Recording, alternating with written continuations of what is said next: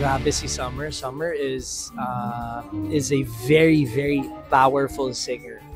Yung timbre ng boses niya kasi is still there, yung adolescence, yung pagkabata niya, pero yung puso and yung taas nung levels nung notes niya is really, really high. So, nakakaaliw panoorin. Si Summer was a underdog.